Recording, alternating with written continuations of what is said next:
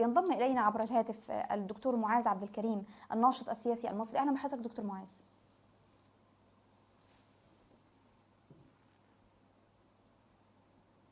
دكتور معاذ حضرتك سامعني؟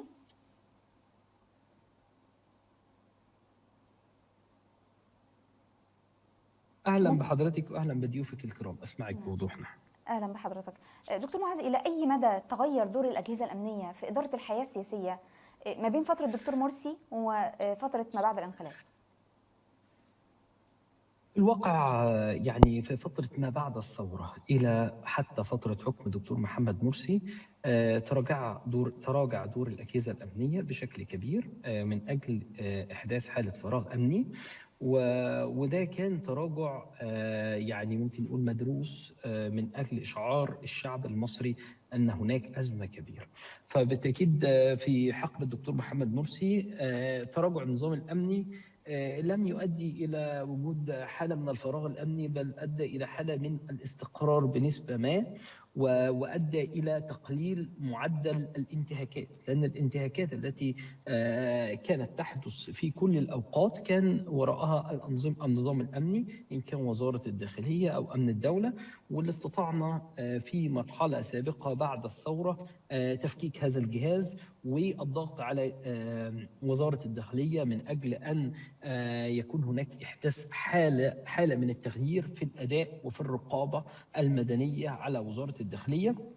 وده كان له أثر كبير في يعني ممكن نقول عليه في ارتفاع معدل حرية التعبير عن رأي، التظاهر، الاحتجاجات السلمية، وكذلك في النشر والكتابة، وكذلك في الأحزاب السياسية. طبعا كلنا نذكر أن الأحزاب السياسية كانت بالإخطار، وده من منجزات ثورتنا الكريمة، وده كله اختفى في الإدارة العسكرية.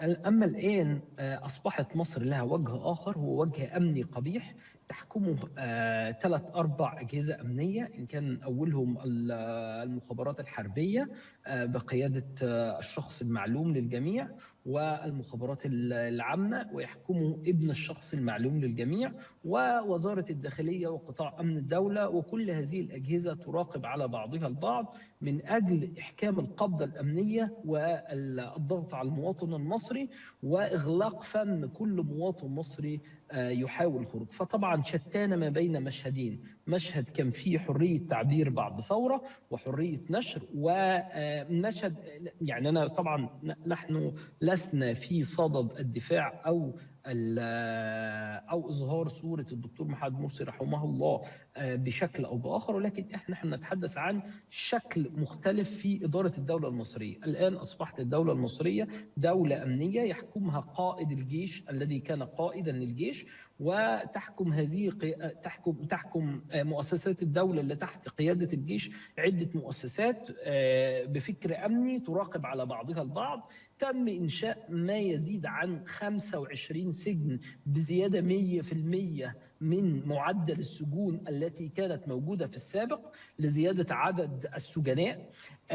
كلنا شهدنا، يعني طبعا الفقرة السابقة تحدثت عن أستاذنا الراجل المحترم الصحفي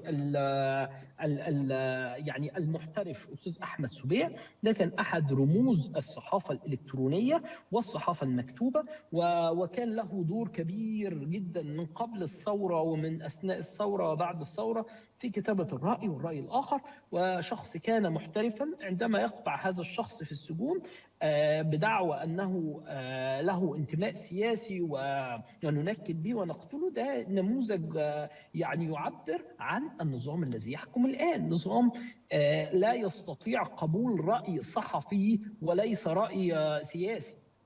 رأي صحفي أن يكتب خبرا ويدونه، هو ما عندوش القدرة دي. فده طبعا إن كان يدل على تأخر كامل وتام في حرية التعبير، تأخر تام في حقوق الإنسان وحقوق المواطن، ويعني في كل المجالات مصر تأخرت في ظل هذه العقلية التي تدير الدولة المصرية دي. نعم. للأسف. نعم.